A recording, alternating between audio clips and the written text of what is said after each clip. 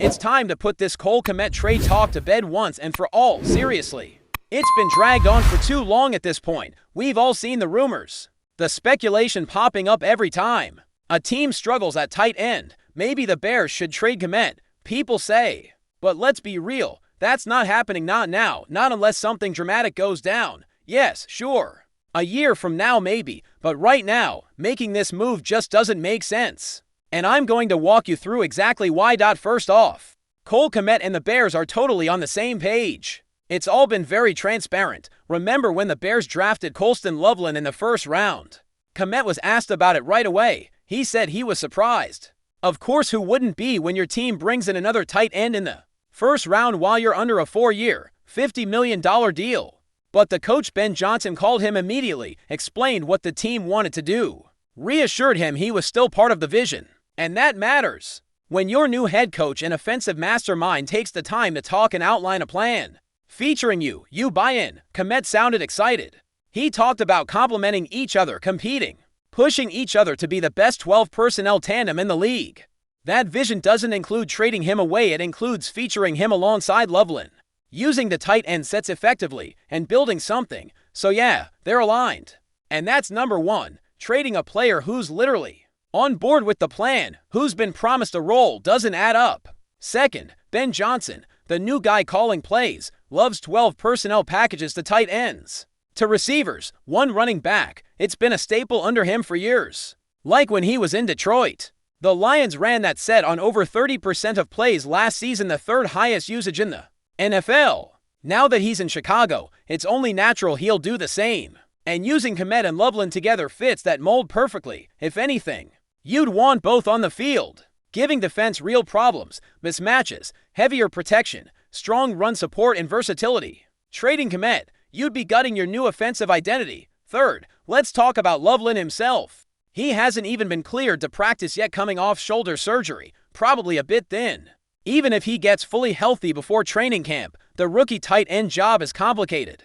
It's one of the toughest positions in football to pick up lots of route combinations. Blocking assignments, timing, receivers might be easier to slot in because they just run patterns. But tight ends have to be both receiver and lineman one moment, seam stretcher the next. Loveland is a project, no doubt. So Chicago isn't looking at the interchangeable players who can fill each other's shoes. They're looking at Kmet as an experienced vet, someone who knows the offense, can help turn the rookie into something special. That mentoring role, pretty vital. Fourth, the depth chart behind Kmet and Loveland is thin.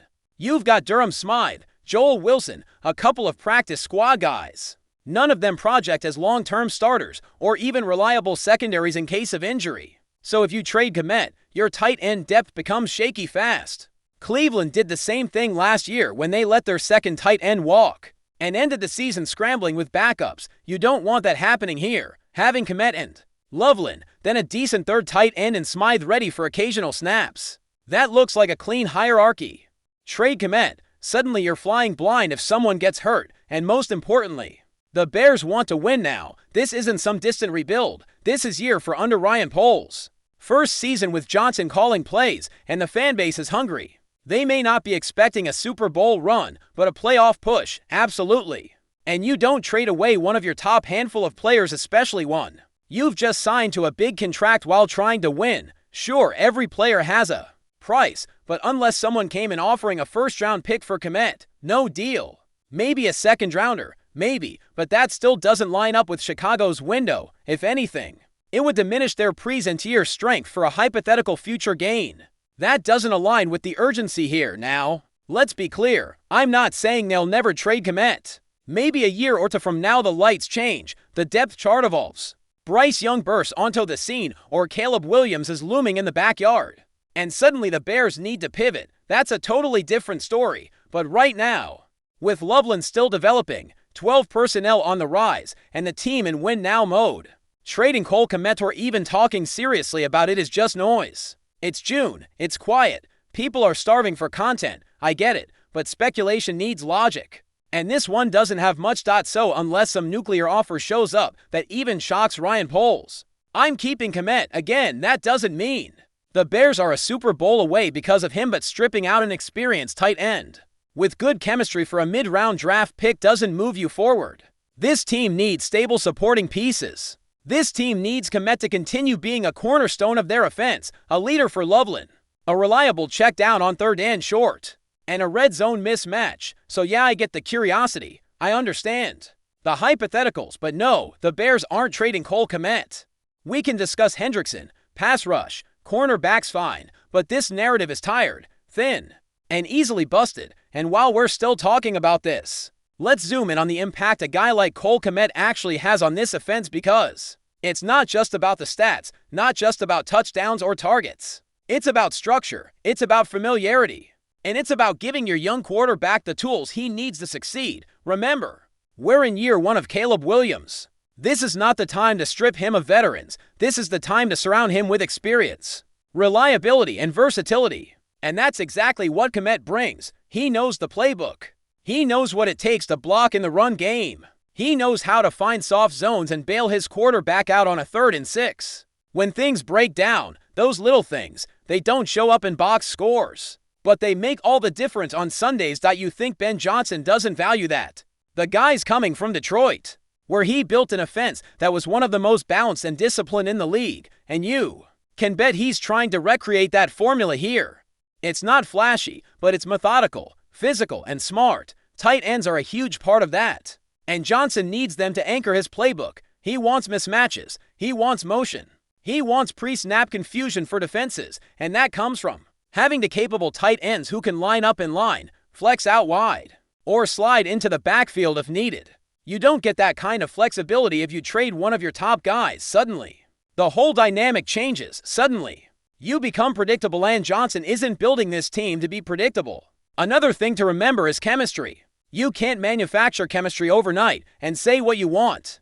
Kmet's been through the growing pains with this team. He's blocked for multiple quarterbacks, worked under different schemes, dealt with offensive line shuffles, and still showed up. That means something for a guy like Caleb Williams, stepping into the pros with enormous expectations. Having a safety blanket like Kmet can ease the transition. He's the guy who can help set protections, recognize coverages pre-snap, and make quick reads. He's the guy who can go sit in the soft part of a zone and offer a simple, high-percentage throw when everything else is covered. That's invaluable for a rookie quarterback trying to adapt. And let's not ignore the leadership aspect. Kmet has grown into a locker room voice. He's not just a guy on the field, he's a tone setter in meetings, in the weight room, on the sideline. Trade him, and you're not just moving a tight end, you're disrupting a culture that's trying to take shape. A culture that's been carefully pieced together since Ryan Poles took over. And again, in year 4 of AGM's regime, you're not in tear-down mode anymore. You're trying to see results. You want continuity, leadership, and a belief in your system. Trading away one of your leaders, that's the opposite of building stability. Now look, I get why the speculation exists. It's June, now July, and we're in that dry spell where not much is happening. Fans want content. Analysts need something to talk about. And when a team like Miami loses a tight end, suddenly there's a feeding frenzy of names that pop up. Oh, go get Cole Kmet. But football doesn't work like that. Teams don't just move core players on a whim because someone else has a need. It's not fantasy football, and these aren't plug-and-play pieces Kmet's got for years in Chicago. He's embedded in the fabric of this team. Trading him because the Dolphins are scrambling is a panic move. And this front office hasn't been operating out of panic. They've been calculated, patient, and deliberate, and that patience is starting to show results. Before we continue, don't forget to subscribe to our channel and give this video a like. Your support helps us keep bringing you the latest updates on our Chicago Bears. And don't be shy, drop your thoughts on the news in the comments below. In what's quickly becoming one of the most talked about possibilities of the 2025 NFL offseason, there's a growing buzz around veteran edge rusher Jadeveon Clowney potentially landing in Chicago. While nothing has been confirmed by the team or Clowney's camp, whispers from sources close to league insiders suggest that the former No. 1 overall pick could be gearing up to wear navy and orange this season. Clowney, who enjoyed a resurgent 2024 campaign, has reportedly drawn interest from several teams in need of pass rushing help. However, the Chicago Bears appear to be making the strongest push behind the scenes. With a defense that showed significant promise last year but still lacked a consistent edge presence, Clowney could be exactly the missing piece in head coach Matt Eberflus' evolving scheme. The fit makes sense. Chicago's front office has been aggressive in adding talent this offseason, And Clowney's versatility and experience would add immediate impact both on the field and in the locker room. Known for his explosive first step and ability to disrupt both the run and pass game, Clowney would bolster a Bears defensive line that's already anchored by rising young talent. Still, the situation remains fluid. Clowney has made it clear in past interviews that scheme fit and a shot at contention are top priorities at this stage of his career. The Bears, while not yet among the NFC elite, are building momentum. The addition of a veteran of Clowney's caliber can not only strengthen the defense, but also send a clear signal. Chicago is serious about competing now, of course. Until pen meets paper, it's all speculation. But the possibility of Jadeveon Clowney suiting up at Soldier Field is enough to get Bears fans buzzing and opposing quarterbacks nervous. Keep an eye on this one. It might just be more than a rumor. That's it for this update. If you enjoyed the video and want to stay updated with exclusive news about our Chicago Bears, be sure to subscribe to our channel and hit that like button. We can't wait to hear your thoughts in the comments. See you in the next video.